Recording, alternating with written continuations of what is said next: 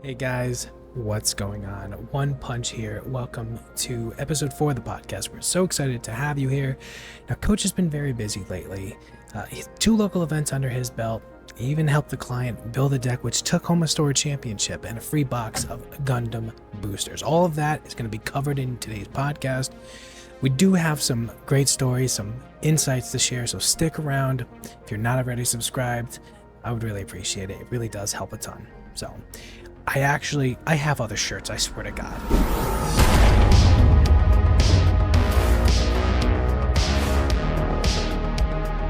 Hey guys, what's going on?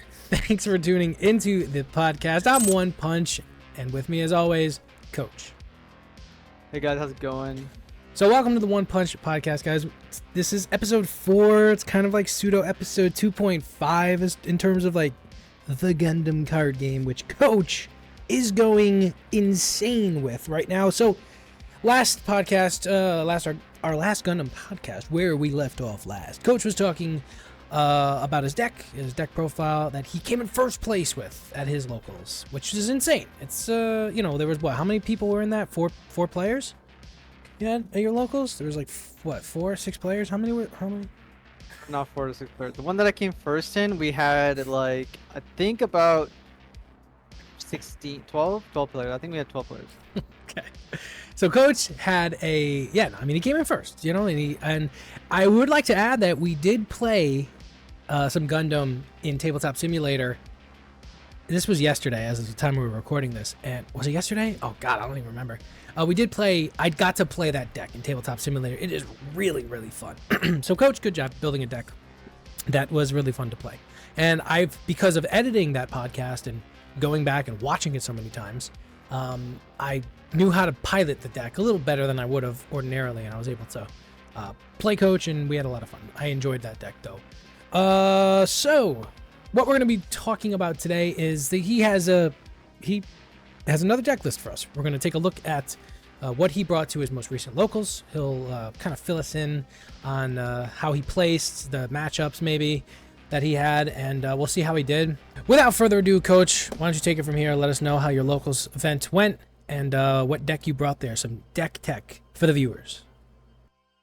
Yep. So I pretty much had 2 locals this week. On Saturday, I went in with the aggro deck, and I already knew I was gonna go in and everybody was gonna play aggro that week, because I was ahead of the meta, even though I had just joined this game like a day before the tournament.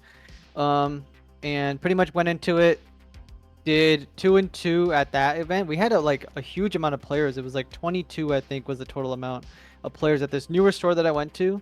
I ended up literally playing into a pure white blocker deck round 1, and what happened there was he played all the 1-drop blockers, all the 2-drop blockers, just all the blockers, and I somehow still won with that deck. So that just shows the power of my green-red deck and why it's so good. And then like round 2 pretty much played into another person playing it was like a mid-range blue red deck. I think it was some sort of like aggro deck. I think it was a ping deck. That's what it was. It was like the Pepsi ping deck that people are calling it. And that game I pretty much also won. So the aggro match, those first two matches were pretty much good. The trouble came when I ran into like basically round 3 and 4, and round 3 I kind of got scammed, not gonna lie. My opponent was dead to rights, but I had just not got in there and lost to an aggro mirror, just barely. He had hit 3 bases, and it was a base that deals 1 damage to you, and he also had hit his burst that deals 2 damage off the red card, close combat. So basically he had all the counters to an aggro deck, and I just missed his life, couldn't swing the last hit through because it was a base, and then I just couldn't get through it. Following that round, I literally played a mirror match, and the mirror match, going into it, basically we just kind of shook hands, played the game, and we were both really low. I hit 0 burst, and he hit 3, and I lost that. So that's the reason why I'm not gonna be playing my aggro deck a lot. It's a very, very good deck, and I'm dropping that. But a client of mine recently just took it this Sunday, I believe, to a locals win a box event, and he basically just crushed it completely. Messaged me that, hey, I'm winning my games in 5 minutes, and the sucky part about this deck is I have to wait about half an hour before the next round starts. So I'm basically doing nothing or watching, my friends play. And so he won another box. That's his second box win, actually. And there's a deck we'll talk about in a second that he took to win his first box, which I handcrafted for him just by meeting him on the Gundam TCG Discord. So that was my locals on Saturday, which was a 2-2, not the best. I ended up trading like any winner cards I had from the first event and getting a Wing Gundam Zero, traded my Wing Gundam Zero bird mode, handing it over to some gentleman, and then getting a Wing Gundam Zero from him. And I believe I gave it to a gentleman called Vin. He unfortunately, kind of lost his Wing Gundam Zero, so I really wanted to make sure that he had one and wanted to, just be nice and give him one of his big cards back so he could still continue to play his deck and have fun playing his big boss monster. All right, so Sunday, this is when, I took this new deck that I've been working on, knowing that aggro was going to completely fail. When it versus a mirror match, it's very, very coin flippy. Even if you're a better pilot, sometimes the aggro deck can just fail to someone getting lucky. Maybe you just don't draw as good into another aggro mirror. You don't have any time to build up. And a lot of what my deck does is it does counter the top tier white decks that play a lot of blockers. It doesn't care about blockers. It goes right through them with high maneuver, and it kills them with Mikuve, with burst, and with Gaian. So going into Sunday, which there was another event that I was not even aware of, it just appeared, and then a bunch of us went there. I ended up going 3-1. I will say that win was again so close. I ended up getting taken down by Antonio, who was playing blue-white blockers, and it was a very close game. I had him down to no cards, no life, nothing, and he had a 6 health base that he had just hit off the top of his deck, and I only had a Wing bird mode with hero attached, couldn't get through it. Ended up drawing 4 cards in a row, not a single unit came to my hand, and I already had 2 pilots, so I had a complete card advantage, board control, everything. He was just 1 swing from dying. After 4 turns of not drawing a single card that was useful, he ended up taking the game, drawing a bunch of cards, and that's pretty much how that game ended. So congrats to him for winning that round. But we're going to be talking about that deck in particular because the deck did extremely well, and I've been handcrafting this myself. A lot of people online, if you guys have been playing webcam games against me, have been asking, wow, your deck is so different. It's really weird. I haven't, looked at these cards, and why are you doing this? Why are you doing that? Many people have been asking questions about it. And that was also this event that I took the deck on Sunday. That was my first test run. So I literally just took whatever cards I had and just ran with it.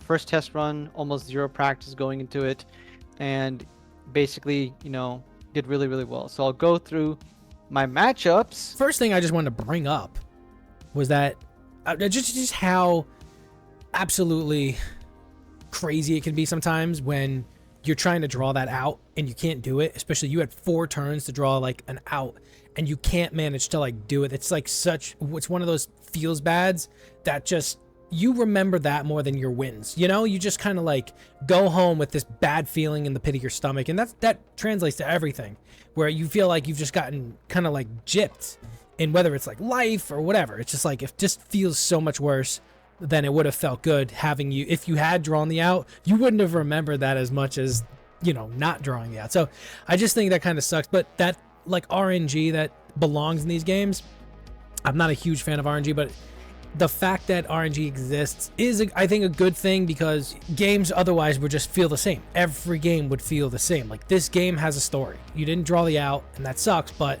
at least it's gonna make the games that you win less boring, because you don't win the same way every time. You still got to get lucky a little bit, and draw the outs. You also got to play the deck as good as you can, so that your pilot skill obviously matters, so that you give yourself the best chance of winning. Or I should say, the least amount of necessary luck. Like, you should never want to have to rely on luck. But one thing, Coach, I want to ask is, what cards, with the deck that you're about to show us, give me like 3 cards that you hate to see. Like, the ones that make your deck a lot harder to pilot because they're just problems. what are some disruptors of the other people are running that makes your job harder with the deck? You know what I'm saying? Yeah. Okay. Okay. So the cards that make my life harder, personally, people would say that the Wing Gundam deck that's green-white really struggles against aggro, like hard aggro, like my previous deck, right? Which we saw yesterday when you played against me. I just drew a not good hand and got steamrolled. That wasn't even my deck. My deck actually was a different one, but a standard green-white deck would completely lose to complete aggro. It just loses all the time. Super easy, and the aggro deck just counters it and has built-in win conditions to make sure that it gets there like almost always.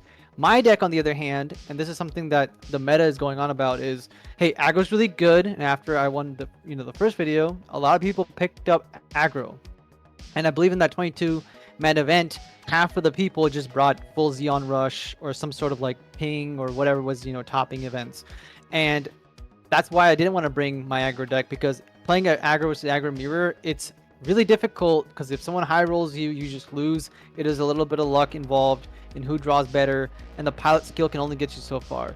So, going into how to what are the cards that really hurt me? My deck is mostly built around not having to deal with that. The biggest issues that my deck does face is when people basically play cards that can kill my big guys. Right, I have Wing Gundam 0, I have Wing Gundam, and I have Death Scythe in my list. The blue-white blocker deck is really, really strong into me, because if they play enough big cost units, they can just, keep playing them, and eventually they're going to not outrace me, but they're going to get to a point where they're going to be drawing more and more cards, because they're playing both of the draw engines from blue and from white, and I'm here trying to ramp. So instead of them ramping, they kind of get to it by default with a lot of blockers, and they get to play 9 big boss monsters at the end of the game, where I only have 4 to 5 big boss monsters. Honestly, I only have 3. So I kind of get there faster, which is what gives them difficulty, and then my Wing Gundam 0 can wipe the whole board and wipe all the early game cards and the mid game cards, and after that point it really comes down to, can I take them out before they get to the final stage of the game, where we're out of cards, but they have a Pot of Greed in the deck that lets them draw 2. They have Overflowing Affection that lets them draw cards again, get to the cards that they need to see. And they have, even pilots that let them draw cards when I kill them. So I kill their unit, they draw a card. The pilot goes back to hand. There's these kind of things. They just have a lot more late game control over what's going on, while I get to the late game a lot faster and hit pretty hard during that mid to late game spike. That's fair. Now, I was just curious. So listen, what the people want to know is the deck tech. What exactly did you go to locals with? Yeah, so I went to locals with my own version of green-white Wing Gundam 0, pretty much. A Wing Gundam Hero. Hero's my favorite, Wing Gundam's my favorite, as you guys might have heard from last episode. And I finally got the cards in the mail to make this deck work. So the deck list consists of having 4 Wing Gundam bird modes. These are your ramp cards. We have 3 Wing Gundam Zeros, your endgame beat sticks that just end games and basically wipe the board clean. 4 Wing Gundams that are there to breach and link up with Hero, your main mid-game boss monsters and early game aggression, by letting you attack cards that are readied. I have 2, I don't know how to pronounce this, but it's like Darabaldi or Darabald, I don't know. Anyways, this card is put in there because it's the opposite stat line of Gundam Lifrith, and it's really, really nice to either send into that, and then they don't want to block you because they'll trade Lifrith for this guy. You can pair him and then link him up with Soletta, which lets you basically it lets you take out their bases, start hitting their base, start trading with Gundam Lifrith or other things by making him a lot tankier. I think this card is super underrated, very, very strong, and into the aggro decks that are out there, the actual deployability to return a unit with 1 health or less back to the hand means tokens just disappear, and big cards that might have some health left but are not linkable go back to your hand, and your opponent has to again play that card and then try to attack you the next turn. So it kind of acts as a pseudo link, swing, kill something, bounce something else, and then you kind of get a 2-for-1. Even though they can play the card again, a lot of these aggro decks don't have the resources to play everything in their hand, so if they have 10 cards in their hand, it doesn't really matter to you, because you will just get to the late game and then win. Gundam Lifrith is my next card. I only run 3 copies of this. I actually don't want 4. I think 3 is the perfect amount. I don't enjoy seeing a lot of them in my hand. If it comes to my hand, it's nice. If it doesn't, it's not a big deal. And then we go on to the next card, which kind of replaces Gundam Lifrith in a different angle, and that's Michaelis. I just call him Michael. This guy is from the Academy package, which again links with Soletta Mercury later on. This guy's pretty important because Wing Gundam Zero does 3 damage to everything that's low level, level 5 or less. This guy comes into this 3-3, but by the time you're done playing all of your command cards that we run and ramping up, he becomes a 4-4, which means he can trade really, really well into Lifrith, into almost anything in the game. He can even kill a random, you see the next card here, Gundam Death Scythe. He's a 5-4.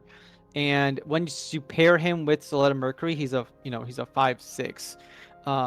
So him having the ability to come in for cheap later into the game. Yeah, so Michael here pretty much is really good card. A lot of people are not playing him unless you're playing Pure White or Academy. So what I've done here is taken the splash of Academy, put it into this deck, but there's a lot of other reasons which I'll get into later.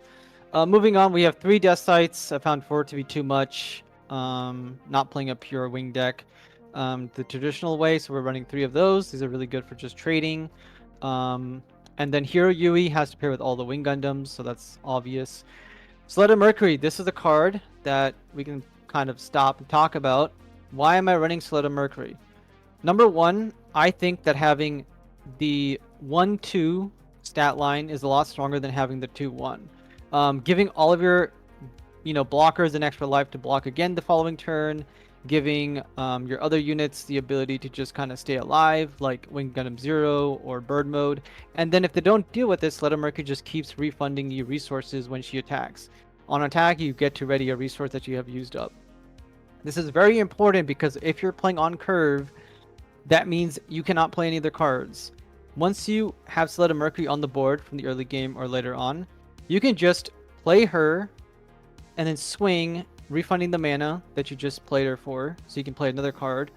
Or you can have her on the board already, play like, let's say, Wing Gundam Zero, nuking the board, and then play Overflowing Affection or Path to Victory. The thing that comes up often is I want to play Wing Gundam Zero, but I don't have him in my hand. So what I'll do is play Overflowing Affection, draw 2, draw the Wing Zero, but I ran out of resources to play him because I went from 8 to 7. I attack with Soletta Mercury, getting back to 8, and then playing Wing Gundam Zero. So it lets me basically play my draw power cards, a base, a different pilot, and keep going. So she's extremely, extremely powerful. I do rate her as like one of the best pilots in the game. So if you haven't used her yet, definitely play her. There's a bunch of decks out there that have, Gundam Aerial. The next card is pretty important. I only run 3. I find that 4 is way too much and comes in your hand and it's just a dead card. So Dual Maxwell is very powerful into the white decks because the white decks, even some of the blue decks, run a lot of cards that reduce your AP. And you really don't want your AP reduced on Death Scythe, as that's the way that they'll out-trade you. So they just have to swing into Death Scythe with something big, their own linkable card most likely, and trade 1 for 1, which is totally fine by you because you get a 2 for 1 since Death Scythe takes something out without taking damage, and then they have to trade another big guy into Death Scythe.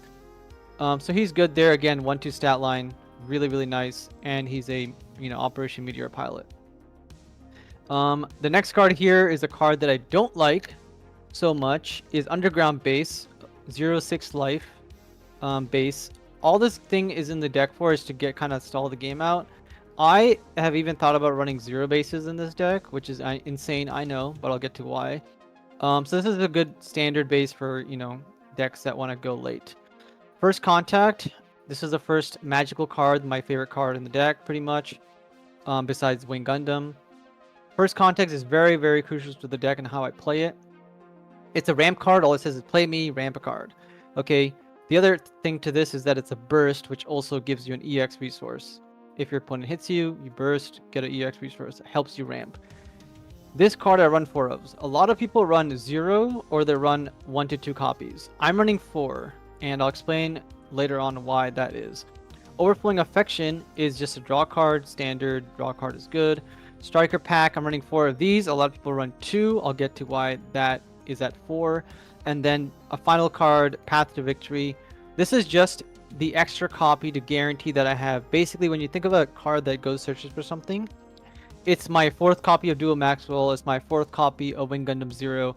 This is basically like my mystery box that I'm gonna hit and go find the missing piece to create the link, and whatever I need in the moment, which saves me a lot of space because I can run for zeros, I can run for death sides, I can run for Dual Maxwell, but I don't have that many cards in the deck. So this kind of acts as one of anything I want at the specific time that I draw it, and that's the full deck. So, okay, this is the deck that you said you went 3-1 with total because you couldn't draw into. What were you specifically looking to draw in that specific scenario?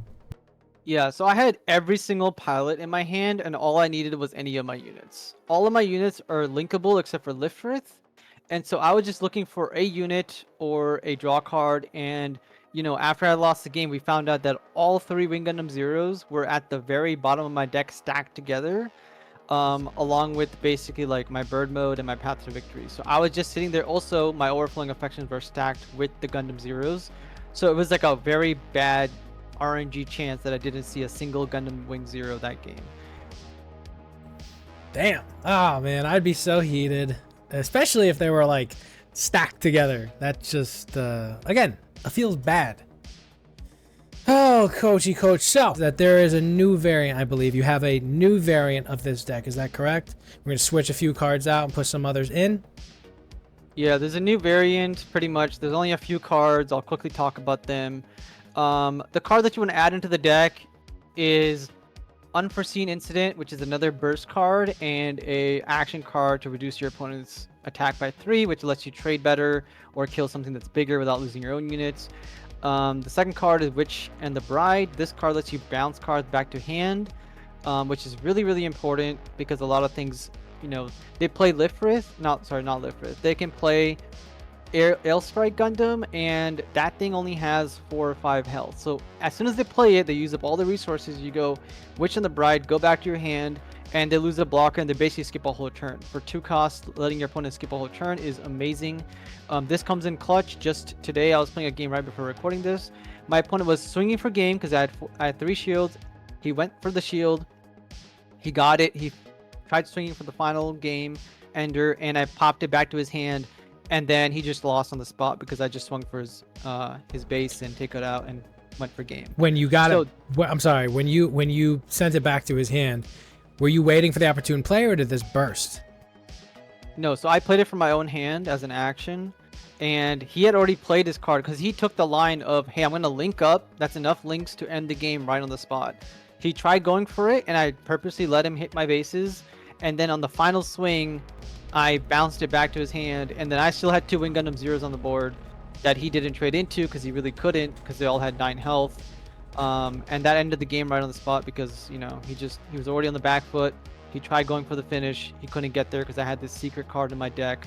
And he was like, oh my god, you actually run that. And then the game, it was kind of a feels bad moment because he even said, oh, GG's, and then he's like about it, call it, all happy. And I was like, hey, I still have this card, I'm gonna play it. And then it was like a feels bad moment for him, being like, oh, the win got stolen from him. And rest assured he remembers it right now. Oh, he's 100% remembering it. The thing I wanted to ask too is that means you had to have 2 resources open, and only on your turn. What is that? Your turn 5 if you went first, depending, or whatever. If you had an EX resource or whatever, that means that you only played like 3 resources worth of stuff, and you kept 2 open specifically for that reason. Yes, in this game right now, there's not a lot of people playing a lot of hand traps, and white has a lot of those, and people are going to be caught off guard, especially the amateur lower skilled players, being like, well, I'm going to swing, and then all of a sudden it's like Unforeseen Incident or Witch and the Bride, and your entire game plan is ruined because you really do have to think about, hey, am I going to play my link first and then swing, or am I going to play my link and he's going to bounce it and then I can't replay it because I just used up all my resources. So I have to kind of think ahead and be like, okay, I got to hide the information of what's in my hand and then play specific lines to play around these cards that a lot of people aren't running right now, and it's going over a lot of people's heads. Before you mentioned Underground Desert Base, you run 4 of them. Some people don't run any, or why you were thinking of not running any. What was that? So there's 2 cards. The card that a lot of people don't run a lot of is First Contact. That's the card, and there's Underground Base is a card that I dislike because I dislike seeing it in my hand, and there's a reason for that in the deck in particular, so not other people's versions, but my version in particular. And so I'll get into that now, of how this deck actually plays and what is the design philosophy behind it and why it's so strong, and why I basically, got into my pairings and how it all went. So I'll talk about right now how this deck plays and how to play it and my decision making process, and then I'm going to talk about my matchups and what happened.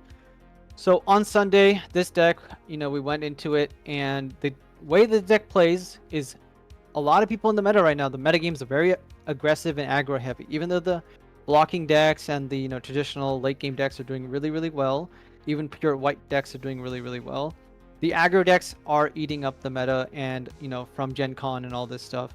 So this deck in particular plays directly into it. A lot of people have moved away from first contact, move away from trying to scale and get to Wing Gundam 0, and they're adding in like 200 blockers and trying to survive the early game and then push into the late game and win over time. While my deck says, hey, you're going to play aggro, you're probably going to win into the other matchups like white-green, and you played into them a lot. What I'm going to do is let you hit my base, because it's almost impossible to stop you from hitting it. But the second you hit my base and my shields, there's going to be a burst card in it, like almost always.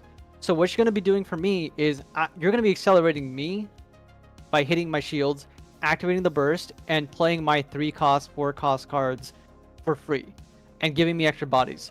This hurts the aggro decks a lot, even the defensive decks, because they'll hit my base on like turn 2 and 3. They're going to hit first contact, and then they're going to hit striker pack. That just allowed me to play 5 resources worth of cards completely for free. It gave me a unit that's a blocker that's really dangerous. It gave me a first contact, which is an EX resource, which lets me play my next turn with even bigger cards and different lines. And it also lets my opponent know that, oh, I fucked up because I played a line that did not play into this, or I played my cards too quickly and now his striker pack can trade really efficiently, or I swung into his shield, hit the striker pack, now he is a 2-for blocker and I cannot swing with my next card, and all of a sudden their turn stops right then and there.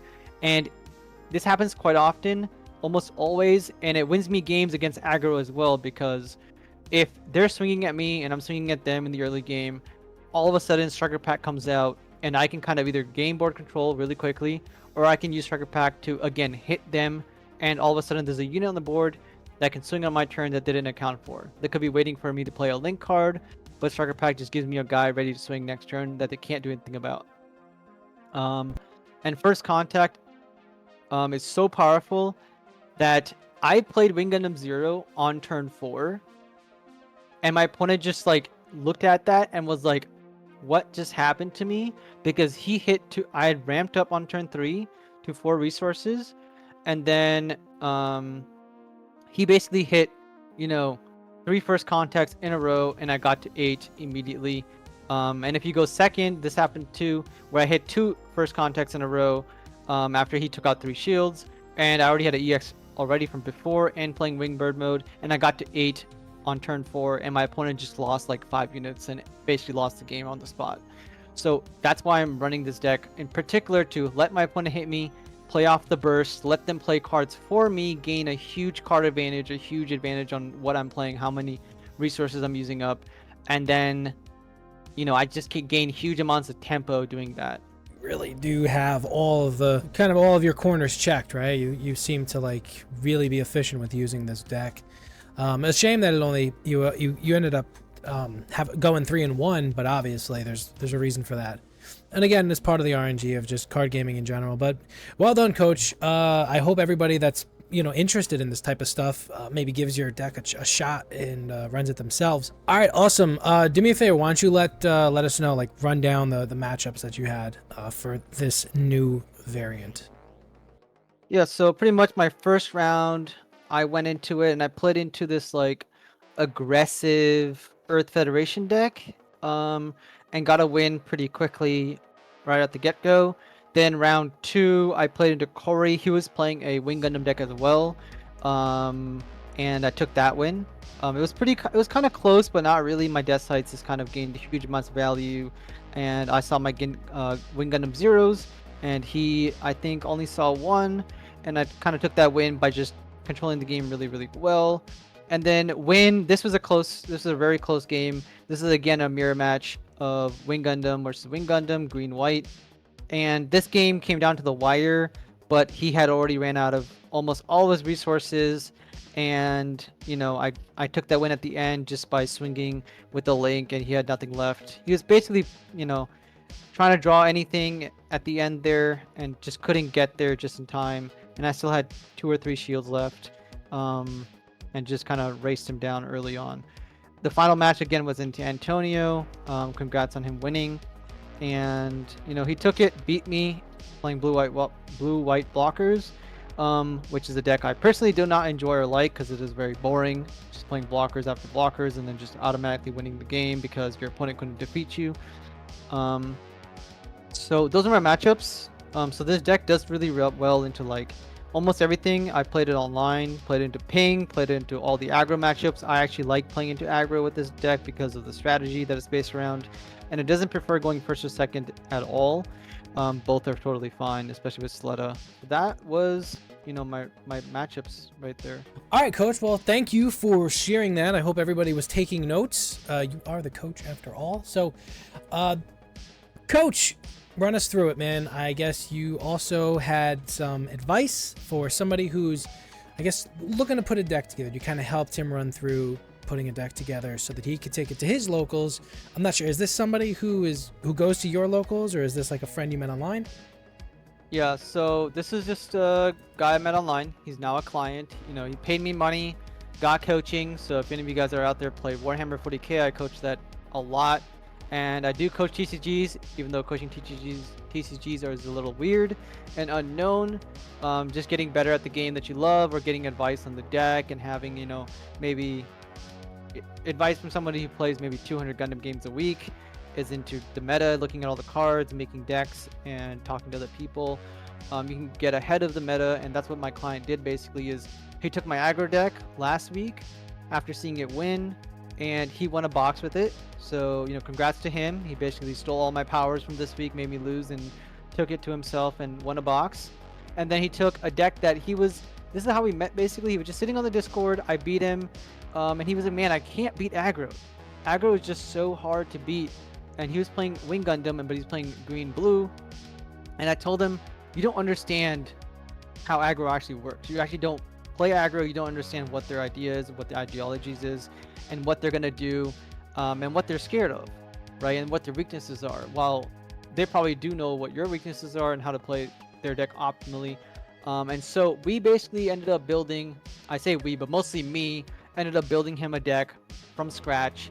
And it was built around this deck that, made use of siege ploys. So it was a green-blue deck running Gun Tank, Zaku 2, Char Zaku 2, a Gun Cannon, this Aksha guy who does 1 damage, and then we had an interesting Char package with Char's Galgoog and Char. So the theory behind this deck was, hey, this aggro is really powerful.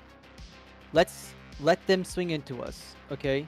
They're gonna swing and they're gonna hit burst again, and we're not gonna have to deal with it because it's siege ploy. If they're not gonna swing into us, we can basically just deploy our guys, tap their blockers, and go over them. We can tap their guys, trade really efficiently, and on top of this, we're gonna go to the late game where we're gonna win. And a lot of the units in this deck right now have high maneuver. We have 0 that has high maneuver for the late game. We have Char's Galgoog, which is high maneuver, and then Char can also pair with Zaku 2, give it high maneuver, and just kind of swing over your opponent's blockers and win that way. After that point, into the aggro matchups, we're just gonna play 1 cost siege ploy, and disrupt their whole turn, disrupt their field, and get to the late game, and kind of just run away with the game once we get there. And then that's pretty much how this deck operates. Is we're not really doing the whole ping thing. We're really just tapping our opponent's units and making sure that they can't swing into our life.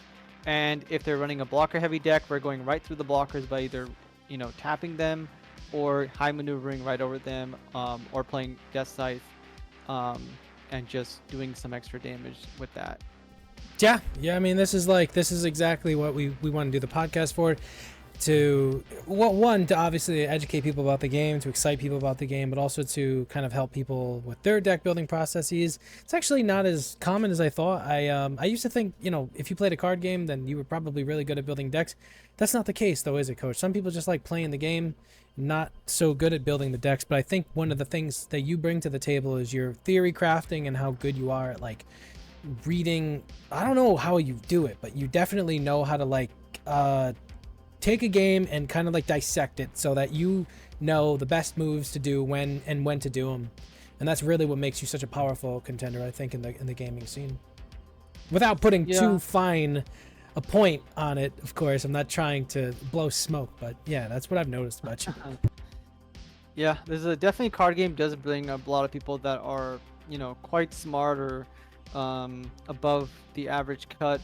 But there's definitely a lot of people, especially in a Gundam game, that are coming in to play their favorite Gundams, building decks that are very thematic, you know, playing their favorite pilots, mix matching, and having fun with it.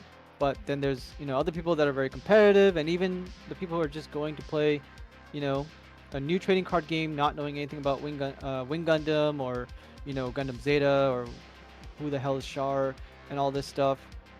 Even those people are going to come in, try to play this game, and they might not be good. That's something with TCGs in any game, honestly.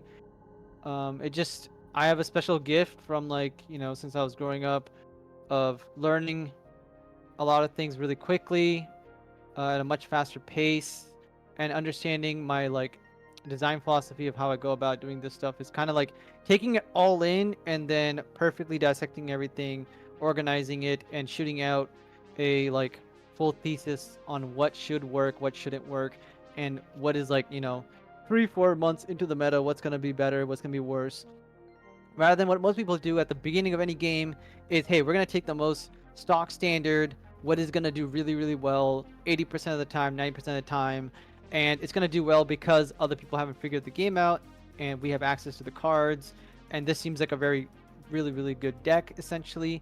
And now that we're getting more deeper into the meta, we can start to see, like, a lot of different decks, a lot of different decisions being made. It's not just green white blockers and white blue blockers. It's actually aggro decks made to shine, you know, one Gen Con and so on. And then we also have, you know, the new pure white decks coming out, and some of the other aggro variants coming out, and other deck strategies, like mine's resolving around burst is still making it work even in a aggro centric field. Yeah. Coach, thank you so much, man. Do you have any, like, specifically, like, shout outs you want to do to anybody before we get into one last thing before the podcast is over for this week? Yeah, I want to just give a quick shout out to, I believe it was Naomi, Jana, and Jim. I'm pretty sure your name is Jim, and my locals, for giving me a ride home after that Sunday tournament. And also, I hope that you guys are all enjoying, you know, the cards. Locally, I've been trying to trade my winner cards and my promo cards and any other cards that I have. Like, I basically broke apart all the good cards from my Zaku deck, and I've been trying to trade those to other people who are collecting because they don't want to trade for cash, and trying to get the cards that other people need, specifically these 3 people, and giving them, you know, their cards that they need for the decks to make them complete. Just trying to help the community out, giving them the cards, even if I take, you know, a $20-$30 loss on, for example, my Wing Bird mode winner card for the Wing Zero. I'm still pretty happy just making sure everybody's got all the cards they need, and having a fun time. So shout out to those 3, you know, the crew, and giving me a ride home that day. And hopefully you guys show up in the next round and have a much more funner time running those nice aerials and destroyer modes and all that jazz. All right, Coach, let's put your skills to the test, dude. I'm jumping into a game on Felt Table. I know. It doesn't mean anything, but I want you to walk me through. And for our viewers at home, that I think this should be something fun for them to kind of enjoy. Let's let Coach run us through this game, and let's see how good we do. Cool? Are you cool with that?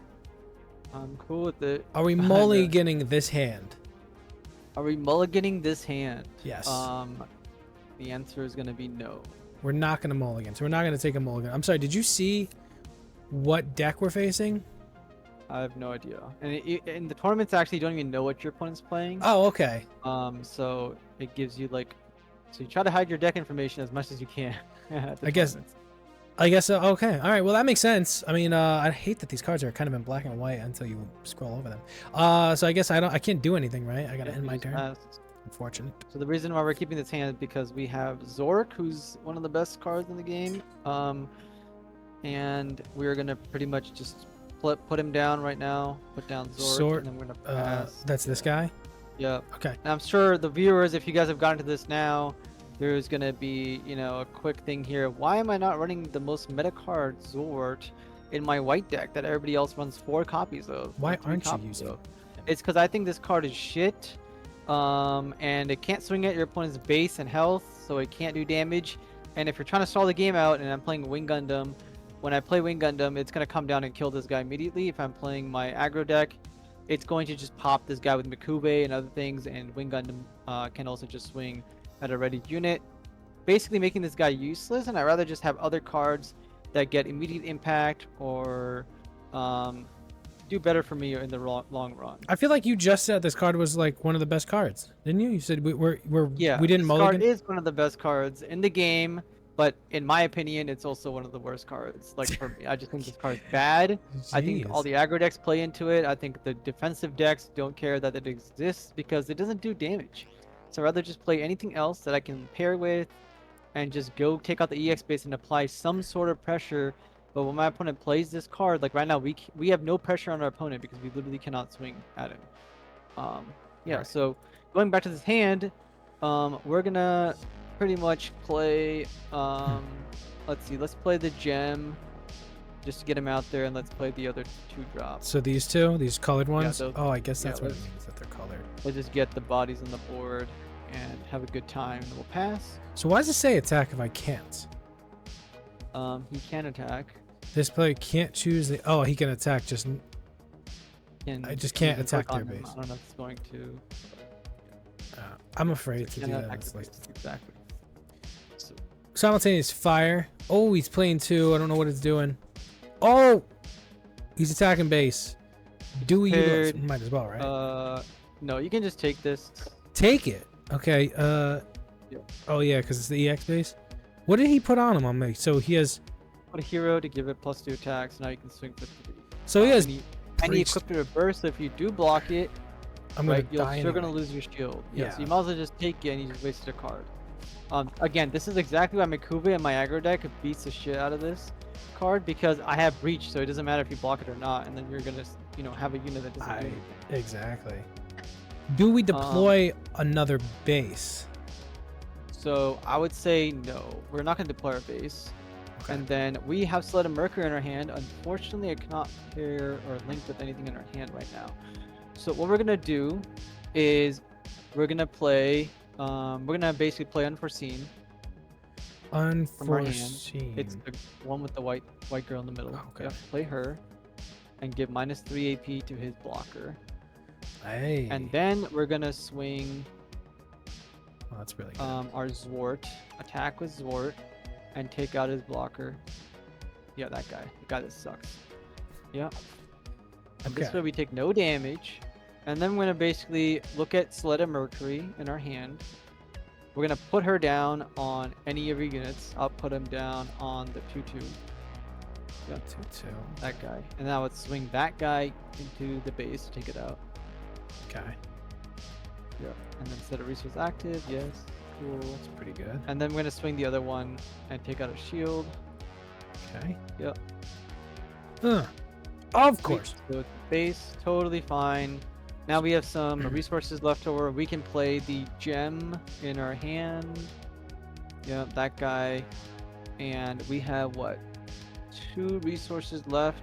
We can play our base now. Just to draw an extra card. And totally fine. And then we'll pass. Pretty good turn. Yeah, it's pretty good turn. Oof. Hang on. So this is a Yikes. starter deck we're playing against, I'm pretty sure. Yeah, these are 2 starters. Yep, 2 starters. Then we go back to our hand now. So he has no blockers, which we're really happy about. We don't have much to do with our hand right now. So what we're gonna do is pretty much just swing. What's his activate Yeah. main? It's an ability. if you have an active main, which does a gun tank have one? No. Is it this? Once per... Oh, no, it's attack. No, but it says it. have Oh, it's this. It might be... It's the base. It gives you +1 AP. That's what it is. Oh. Okay. So then he would be plus... So maybe we do that? Give him 4 AP? Or do we need to? Sure. You can do it. It doesn't matter. Okay. +1 AP. Yep. Give it to that guy. You I don't think I... can't even give it because it's not linked. So he is linked. Oh, that's paired. He's paired. Yes, he's paired. Wording. So Okay. we're going to just attack the base with Sleta, which is a paired unit. Yep. Deal 3 damage to it. Oh, The ability. Oh, we should have done it the other way. we should have Fine. done it the other Then way. we're gonna swing with any of our other guys to take it out, Alright, let's do it. and then we're just gonna keep attacking the base. So we'll attack it. I can't attack. I should have... Yeah. Then we're gonna attack with the base again. Can't do it with this guy, though. Nope, not that guy. Then we're gonna just play down a blocker. We can play basically as many units as we can. Play that guy. Play another guy. We can only have 6, so this one will basically just pass our turn. So, okay. Yeah. Oh. That's a good block, right? He's trying to attack. Yeah, we can use our Zwart here and just block that. Yep, that's totally fine. Gonna attack again. Sure. We can with the 4/3, we can choose to block this as well. Totally fine. Oh. There's another base. Not a big deal. Ooh. We have a pilot in our hand. Does he link with the other guy? In our hand. With the other guy in our hand? Yeah, he does, actually. Yeah. He does. Okay, so we're gonna basically just... First we're gonna do is, we're gonna play him. When PO choose an enemy with 5 or less HP and rest it. Doesn't really That's matter, right? No, we're gonna play the unit in our hand, yep. Okay. Then we're gonna play the pilot and link it. Then we're gonna draw a card or whatever. Rest it, sure.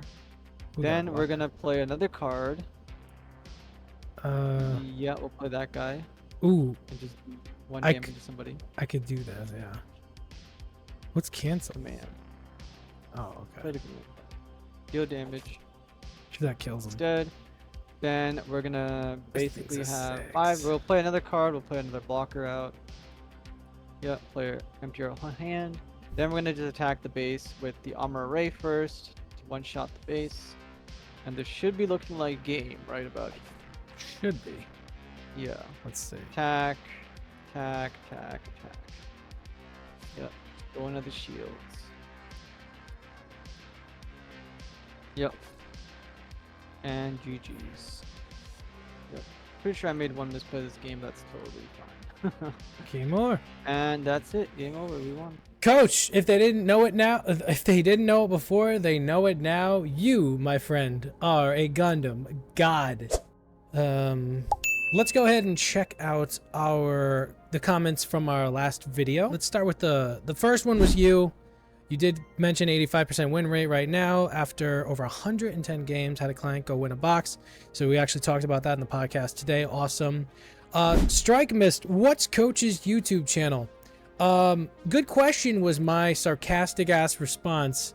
Not because I was trying to be a dick, but I don't know what your YouTube channel is if it's not this one.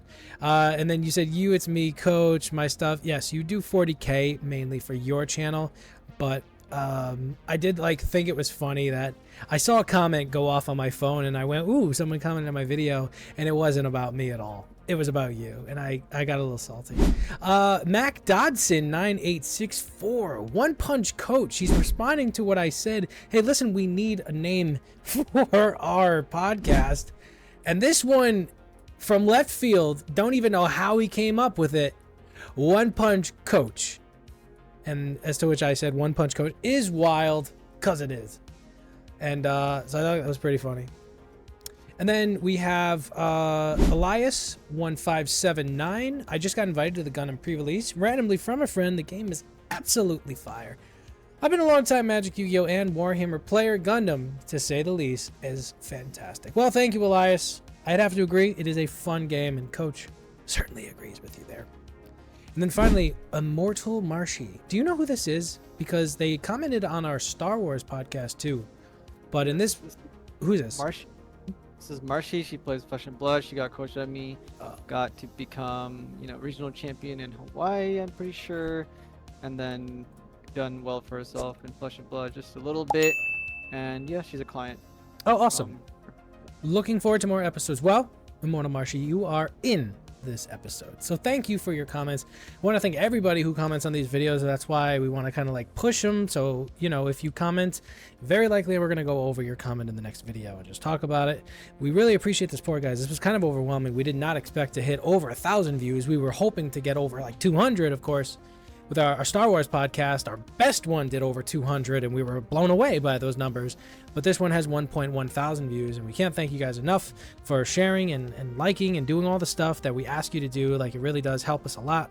And we are trying to get to 1,000 subscribers. We're at 93 right now, which is awesome. We started at 72 before we made this podcast. We're over 20 subscribers deep after releasing our first Gundam episode, which is awesome. So we can't thank you enough. Coach, do you want to, say anything before we take off for the night? Yeah, so make sure you guys like, subscribe, and everything. Even my own dad won't subscribe to this YouTube channel and like and all that, and comment, even though I've told him, I'm like, hey, if you're not going to comment, how's anybody else going to comment?